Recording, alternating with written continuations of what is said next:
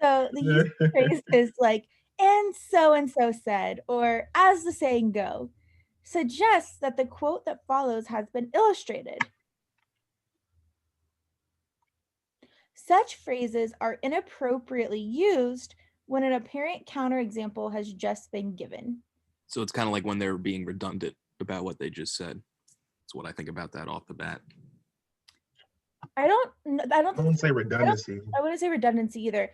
Okay, so let's start with a second. What is our conclusion here? Such phrases are inappropriately used when an apparent counterexample has just been given. Okay, so let's think about, I agree. And then this is our reasoning, which I feel like there's a huge gap between these two sentences. Right. So the use of phrases like and so said, or as the saying go, suggests that the quote that follows one of these sayings has just been illustrated. So I'm trying to think of an example here. As the saying goes. Okay, so if this would as the saying go, honesty is the best policy. All right. So that's our example. Let's think about what this means. If I was going to say that, I guess I could be saying that principle with someone having honesty and having good luck, or someone not being honest and having like a bad thing happen to them, right?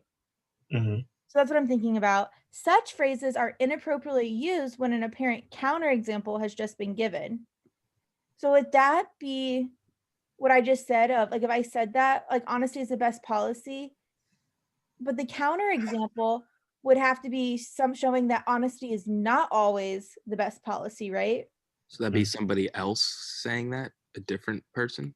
No, I think what it's saying is if there was an example where so someone didn't call someone, like someone was really, really, really ugly, and you didn't say that they were ugly. And I said, well, the saying goes, honesty is always the best policy. Right.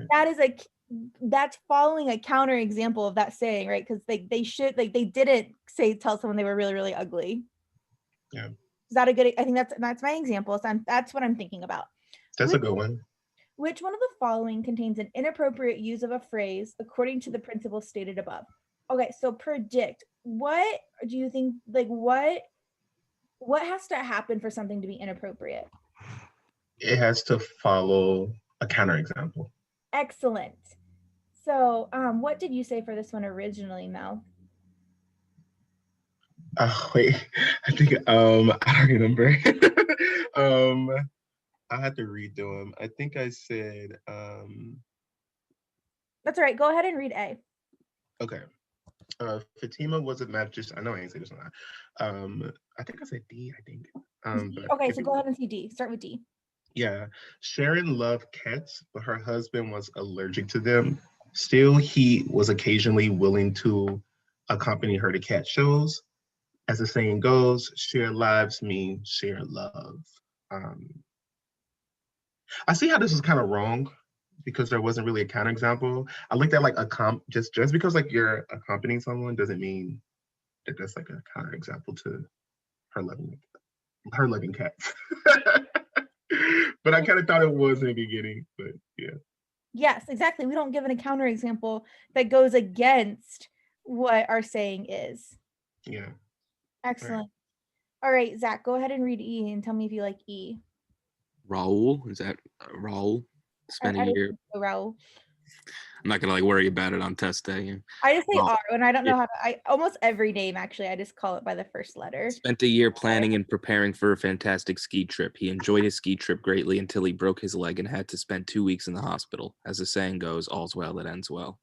It kind of like agrees with like what happened, like the anticipation type. I don't know. Like I feel like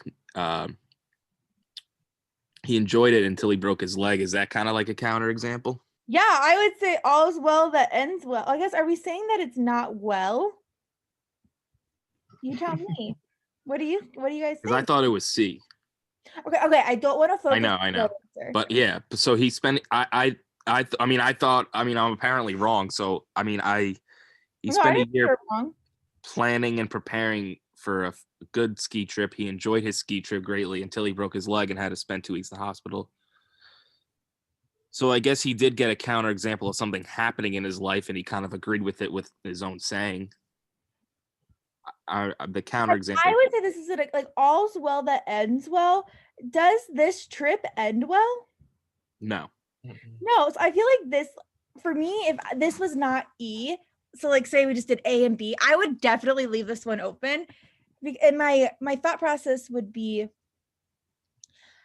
I'm not sure, like, because we don't say in the example if they recognize that it didn't end well, but it's completely opposite of what they're trying to do or say based on that trip.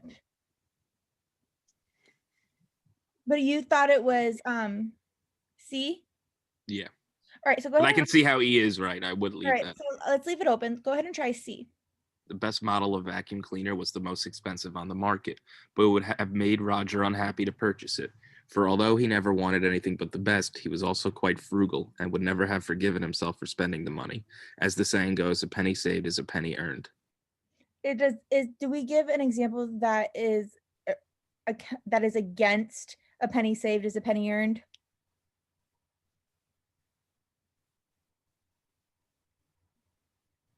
No, because it shows that he was frugal. Yeah, I think that supports it. Yeah. Sorry, I have a recruiter that came in. Hey, hi. Say hi. Say hi. Okay. I'm sorry. Oh, You're fine. So it's not C. Yeah. Okay. Okay, let's try A. Fantima was a mathematician who often thought about unsolved problems of mathematics.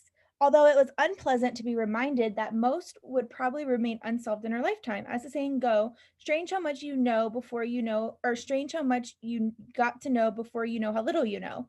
No, that completely supports it because she's saying like she likes math, but she's constantly reminded about how much she doesn't know. That fits perfectly. And then B, Harold's friends were surprised when he revealed that he had left his wallet at home and asked that someone lend him money, but he had done the same thing many times before. As H said, the force of selfishness is inevitable and as calculable as the force of gravitation. Nope, I think that's just bringing a scientific claim into it, like.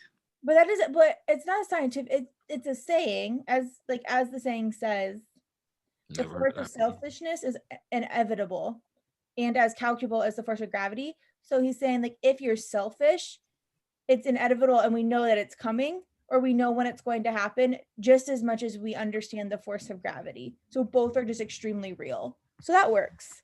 So that's why our answer is going to be E.